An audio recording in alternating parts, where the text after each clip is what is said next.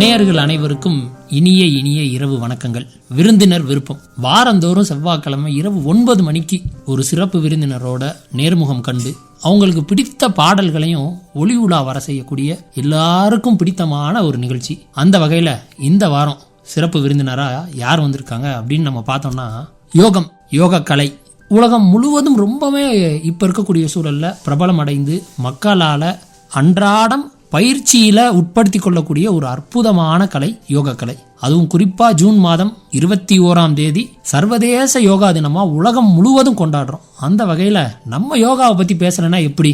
அதுக்காகவே ஒரு நிபுணர் அவங்களுடைய வாழ்வை யோகா கலைக்காக முழுமையாக அர்ப்பணித்து மக்களுக்கு யோகா கலையை கொண்டு போய் சேர்க்கணும் அப்படின்னு பள்ளி மாணவர்கள் தொடங்கி முதியவர்கள் வர பலதரப்பட்ட மக்களுக்கும் யோக கலையை கொண்டு போய் சேர்க்கக்கூடிய ஒரு நிபுணர் யாரா இருக்கும் அப்படின்னு யோசிக்கிறவங்களுக்கு அவங்கள பத்தின அறிமுகத்தை நான் சொல்ல போறதில்ல, அவங்ககிட்டே கேட்டுடலாம். முதல்ல அவங்கள வரவேற்றலாம். ஐயா வணக்கம். வணக்கம், வாழ்த்துக்கள். உங்களை பத்தி ஒரு சின்ன அறிமுகம் எங்களுக்காக கொடுங்களேன்.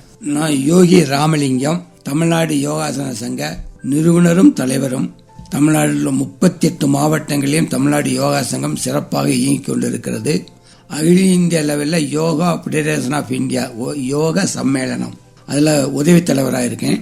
யோக கலைக்காக என்னை முழுமையாக அர்ப்பணித்து மக்களை நல் வாழ்க்கைக்கு பயன்படுத்த உதவிகரமாக இருக்கிறேன். அந்த யோக கலையை மக்களுக்கு அவங்க வாழ்வு நலமா இருக்கிறதுக்கு உதவியா இருக்கேன் அப்படின்னு சொல்லியிருக்கீங்க. சரி, உங்களுடைய ஊர் எந்த ஊரு, எங்க இருந்து வரீங்க? நான் திண்டுக்கல் பக்கத்துல பழனி வட்டம் நெய்க்கார்வெட்டி வேலூர்ல தான் என்னுடைய பிறப்பிடம். அப்பா சமூக சேவகராக இருந்தாங்க. 1950லயே காளீஸ்வரி சிசு பரிபாலன விடுதியை நான் ஆரம்பிச்சு வேலூர்ல கிராம மக்களுக்கு இலவசமா ஆங்கில வழி கல்வியை கொடுத்தாங்க. இந்தியாவிலேயே கிராமத்துல லைப்ரரி வச்சாங்க.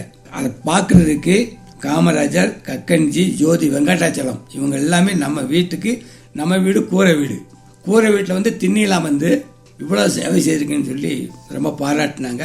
அந்த வழி ராமகிருஷ்ண வித்யாலயா கோயம்புத்தூர்ல வேலை பார்த்தாங்க. பரமஹம்ச சீடர் ராமலிங்க பத்ரர்.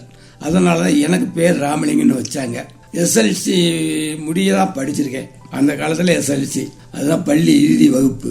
முடிச்ச உடனே எனக்கு ஆன்மீகத்துல அப்பா கூட இருந்ததுனால கொஞ்சம் ஈடுபாடு அதிகமா இருந்ததுனால ரிஷிகேசனம் போய் சன்னியாச தீட்சை வாங்கணும்ட்டு பிளான் பண்ணேன். ஆனா அது இயலாகல, முடியல.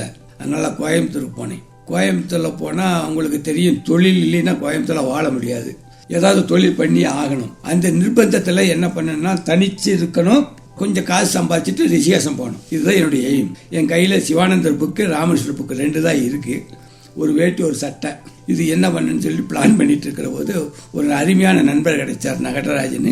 அவரோட பேசிட்டு இருக்கிற போது எனக்கு கொஞ்சம் ஆட்டோ ஓட்டா கட்டி கொடுக்குறீங்களா, சம்பாதிக்கிறதுக்கு ஈஸியா இருக்கும் அப்படின்னு சொல்லி ஒரு பிளான் பண்ணோம். அவர் ஒரு 3 நாள் ஆட்டோ ஓட்ட கட்டி கொடுத்துட்டார். முதல் வாழ்க்கை, என்னுடைய வாழ்க்கை ஆட்டோ டிரைவர். இது பிற்காலத்தில் எழுதுற போது ஆட்டோ டிரைவர் ஆன்மீக தலைவர் ஆனார்னு பேப்பர்லாம் போட்டாங்க. ஆட்டோ சங்க தலைவராக ஆரம்பிச்சு அவங்க ஒழுக்க சீராக வாழ வச்சு அவங்க நல்வாழ்க்கை பயன்படுத்திட்டு இருக்கிற போது 1980 எங்க அப்பாவும் என்னுடைய அப்பாவோட பிறந்த தங்கச்சி அத்தையும் எனக்கு கல்யாணம் வச்சு முக்கியங்கிற ஒரு முடிவுக்கு வந்தாங்க. இல்லைன்னா இவன் சன்னியாசியா போயிடுவான்னு. 1980 கல்யாணம் நடந்தது. ருக்குமணிங்கிறவங்க தேர்ந்தெடுக்கப்பட்டாங்க. எனக்கு என் வாழ்க்கையை சமப்படுத்துறதுக்கு வந்தாங்க. அவங்களுக்கு ஈபில வேலை இருந்தது. ஈபில வேலை கிடைச்சோன்னா பத்தமடை சுவாமி சிவானந்தர் பிறந்த இடத்துல வேலை கிடைச்சது. இது இயற்கையாவே ஒரு தெய்வீக சக்தியா நடக்கிறதா நான் நினைச்சிட்டேன். இந்த வீட்டுக்கு ரீடிங் எடுப்பாங்க ஈபில. அதெல்லாம் எடுத்துக்கோ பத்தமடை ஆசிரமத்தில் போறபோது சாமி என்னை பார்த்துட்டாங்க, என்னைய கூப்பிட்டாங்க. ஏற்கனவே சிவானந்தரை பத்தி யோகா பத்தி நல்லாவே தெரியும். யோகா பண்ணிட்டு இருக்கேன் பிராக்டிஸா. ஆனா பிசிக்கலா பண்றேனே தவிர ஆன்மீகத்துக்குள்ள யோகா வரும்னு தெரியாது.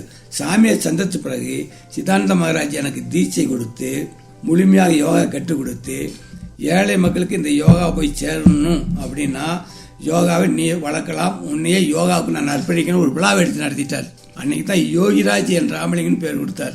அந்த மாதிரி அதுதான் முத ஆரம்பம். 1984 பத்தமடையில சுவாமி சிவானந்தா யோகா ரிசர்ச் சென்டர் துவக்கணும். இதுதான் உங்களோட அந்த வாழ்க்கை பயணத்தோட முதல் படி. யோகாவை நோக்கிய பயணம். மற்றவர்களை நோக்க வைக்கிறதுக்கு பயணம்.